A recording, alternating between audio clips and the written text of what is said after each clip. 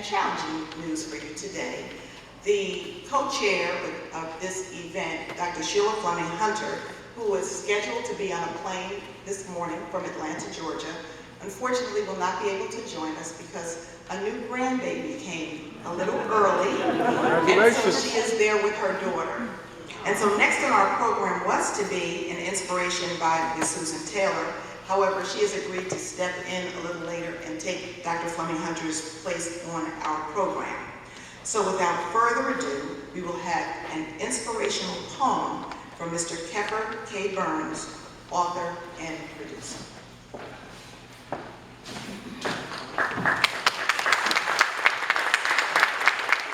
Good evening. I'm Khephra Burns, also known as Susan Taylor's husband. So, if 2 hours is not enough time for us to commemorate 400 years of perseverance in America, 3 minutes is going to be a challenge. In 1626, 7 years after landing here, Africans were landed at the foot of Manhattan, where Susan and I live, and left faint traces along the trail to freedom. And so these quadricentennial poem notes constitute a kind of walking tour of Manhattan from the tip north. Just a fragment of what will have to be a much larger work. How faint the trace?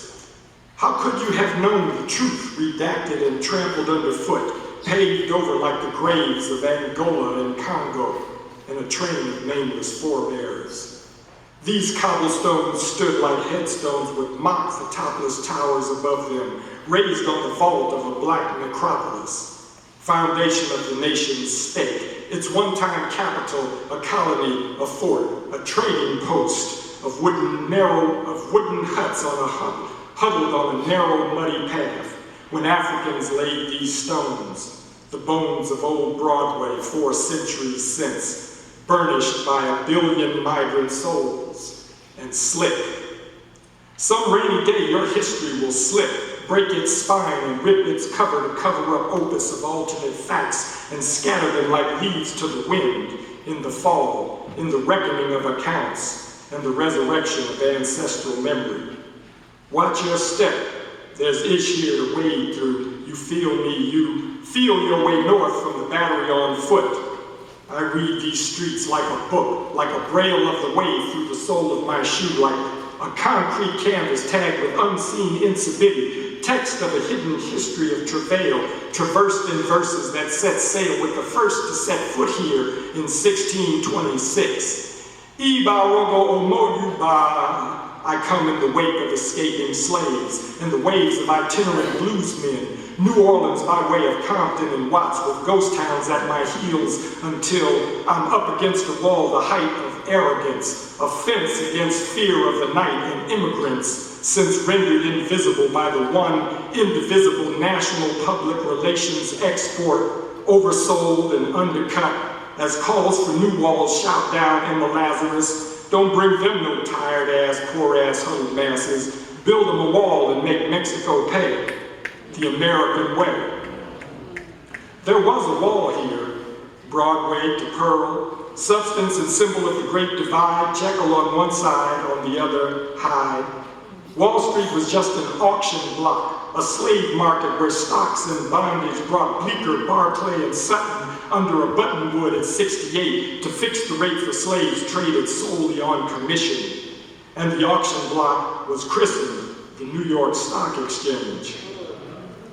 There's a wall that stands between traders and traded, kindred of the slaves forced to build it, insist. The traders who've made it deny it exists. Blindness persists as a red-tipped walking stick masquerade in the privilege of ignorant bliss. North of the wall, there was freedom. In the wilderness where Midtown hums, the echoes of African drums along the Hudson came calling to First Nation tom-toms. The Algonquin and Lenape are natural allies with a common enemy. Red, black, and blue. Not a flag, but a fact. And Blackville was a tract of land that ran from Canal to 34th to Hell's Kitchen and beyond to Harlem on the distant horizon, where girls would find freedom in doubling the Dutch, where Walker would part the waves and make a path to millions, where new Negroes were born, where Apollo would turn his bow to harmonies in the house of music, where jazz would mentor a delinquent democracy, and where dance would put us on the good foot. Keep on walking, keep on walking, marching up to freedom land. I walk in freedom's I-ams, in the metered feet in memory of folk who sequestered me on freedom's road, loins girded in defiance of despair, in belief, in the desire for release, however fleeting, till, beating all odds, I'm here and drawn onward. Yeah.